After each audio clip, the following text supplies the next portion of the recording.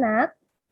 Ya, berjumpa lagi dengan pelajaran IPS bersama Ibu Lucy. Ya, apa kabarnya hari ini anak-anak? Ya, semoga anak-anak kelas 8 sehat selalu ya. Oke, sekarang kita akan mulai belajar. Siapkan buku paket IPS-nya dan buku catatannya ya. Baik. Hari ini kita akan belajar interaksi antar negara-negara ASEAN. Ya, apa itu interaksi? Ayo kita sama-sama simak video berikut ini.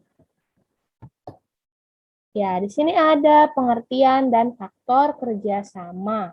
Ya, apa itu kerjasama?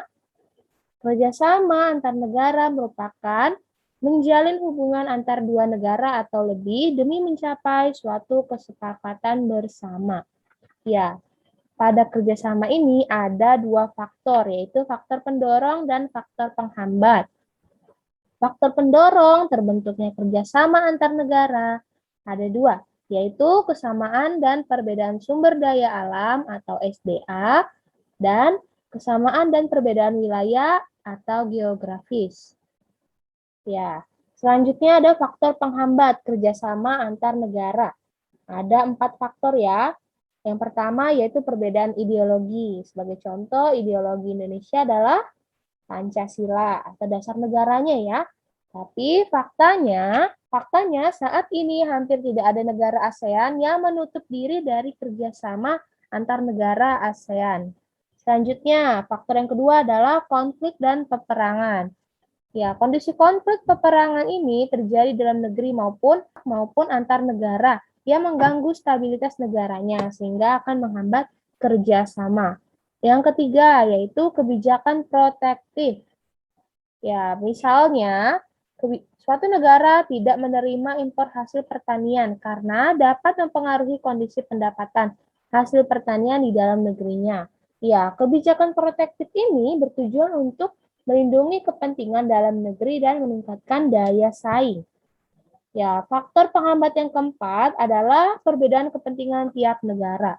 Ya, tiap negara memang mempunyai kepentingannya masing-masing. Dapat menghambat kerjasama yang harmonis. Ya, anak-anak tadi kita sudah belajar pengertian dan faktor kerjasama. Masih ada lagi ya. Ya, di subbab yang kedua ada namanya bentuk-bentuk kerjasama antar negara ASEAN. Ya, bentuk kerjasama ini terdiri lagi dari beberapa jenis. Ada kerjasama sosial, politik, budaya, pendidikan, dan perkembangan yang lainnya. Ayo kita simak video berikut ini. Yang pertama adalah bidang sosial budaya atau bidang sosbud.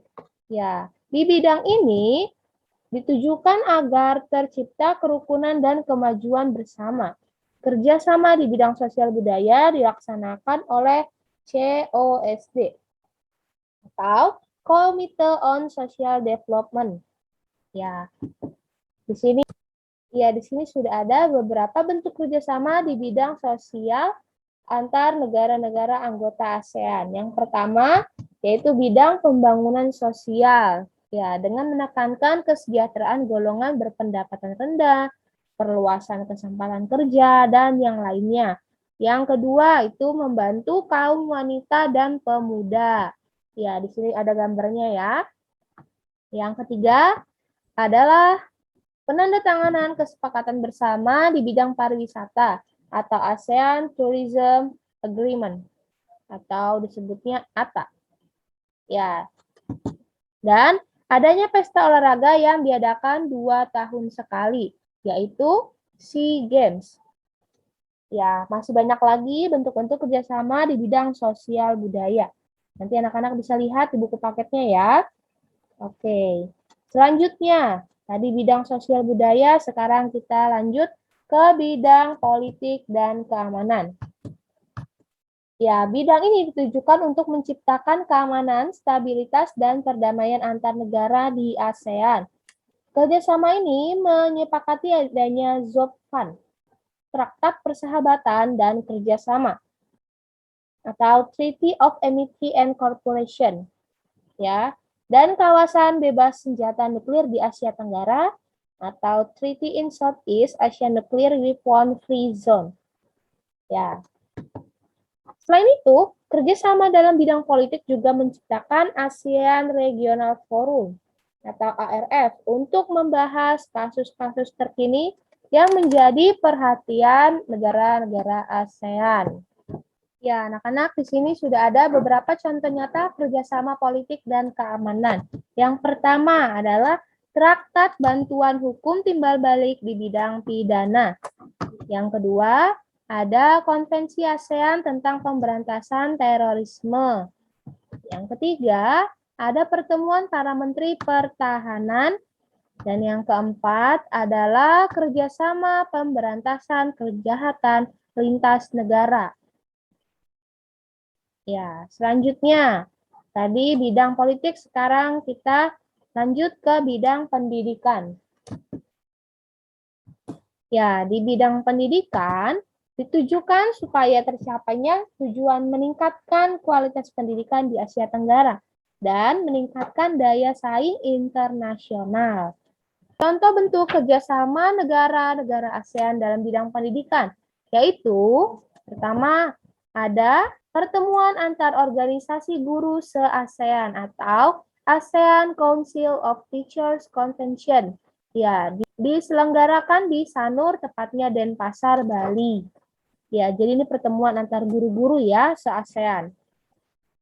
Yang kedua, adanya Olimpiade di bidang pendidikan yang sering diadakan pada taraf regional Asia Tenggara. Ya, ini contohnya ya.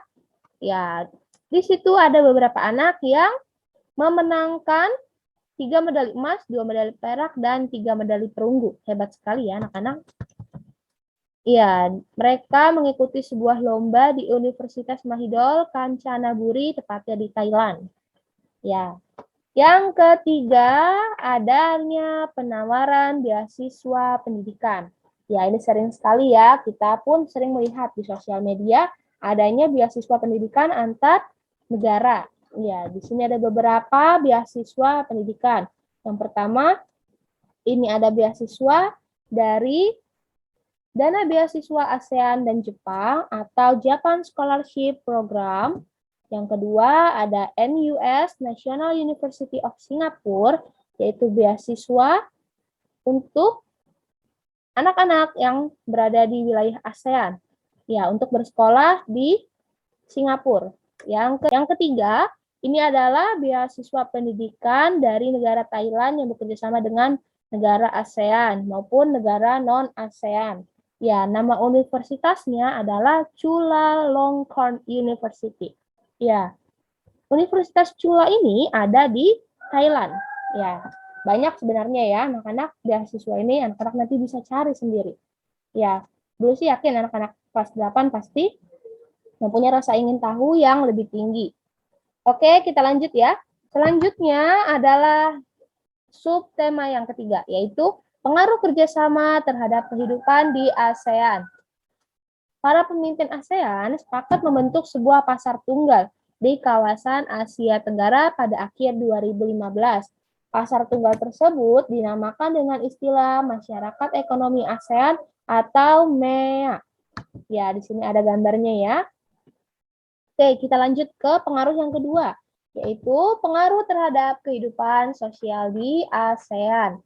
Ya, pengaruh terhadap kehidupan sosial ini adanya salah satu peristiwa di tahun 2015, yaitu adanya ribuan pengungsi warga Myanmar yang membanjiri negara-negara tetangga seperti Malaysia, Thailand, dan negara kita sendiri yaitu Indonesia. Dengan menggunakan perahu mereka mengungsi. Ya, jadi mereka ini dikenal dengan manusia perahu. Ya, dengan adanya peristiwa ini, manusia perahu itu berpengaruh terhadap dinamika jumlah kependudukan suatu negara. Selain itu juga menimbulkan interaksi sosial seperti adanya simpati dan empati antar pengungsi dan penduduk setempat. Oke, kita lanjut ya ke pengaruh yang ketiga, yaitu pengaruh terhadap budaya di negara-negara ASEAN. Ya, kebudayaan ini adalah salah satu di antara 3 pilar utama ASEAN, anak-anak.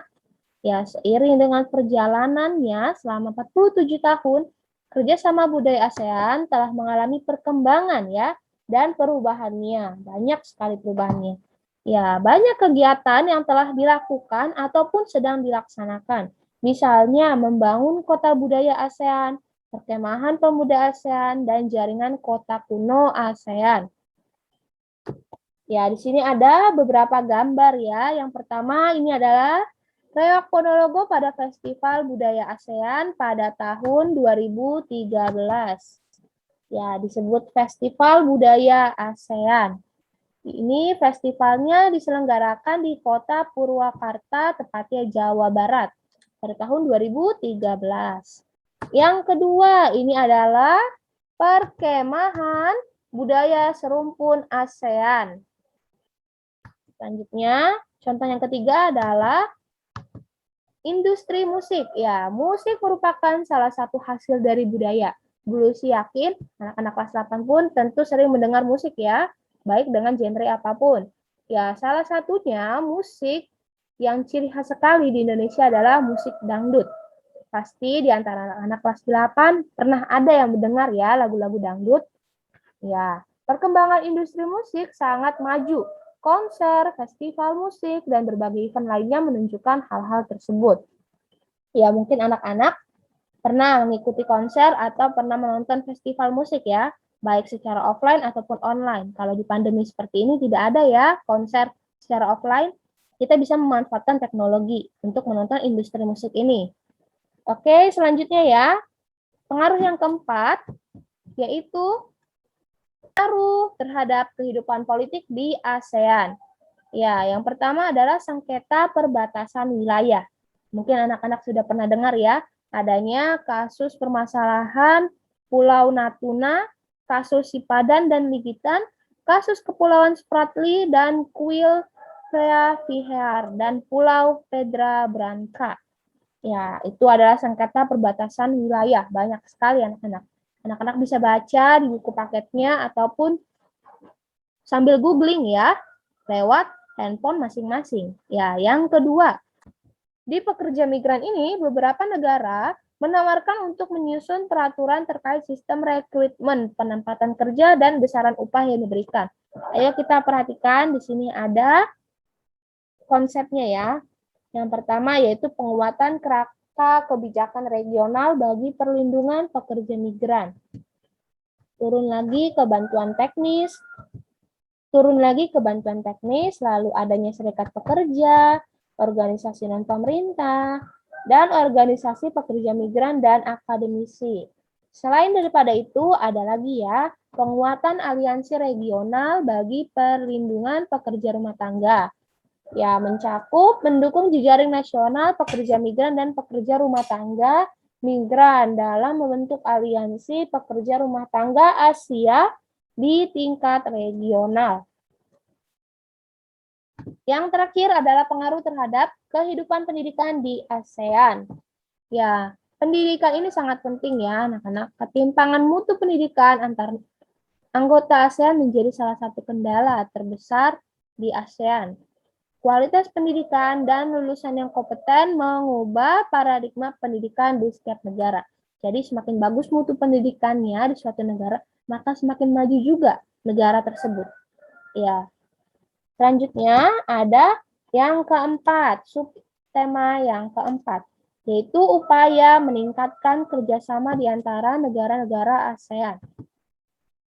Peningkatan kerjasama dapat dilakukan dengan dorongan yang pertama, adanya kekompakan, konsistensi, keterbukaan, rasa kekitaan, saling menghormati, kesetiakawanan sosial, dinamis dalam bekerja sama. Baik anak-anak, untuk pelajaran hari ini sudah cukup ya.